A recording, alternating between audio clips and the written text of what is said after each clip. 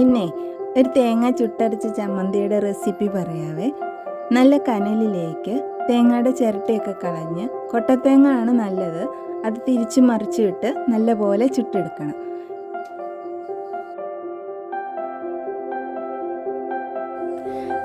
അപ്പോൾ കണ്ടോ, ഇത് ഈ ഒരു പരുവത്തിൽ കിട്ടും. എന്നിട്ട് ഞാൻ അതിൻ്റെ പുറത്തെ തൊലിയെല്ലാം നമ്മൾ ചിരണ്ടി കളഞ്ഞിട്ട് ഞാനൊരു തുണി വെച്ച് നന്നായിട്ട് തുടച്ചെടുത്തു.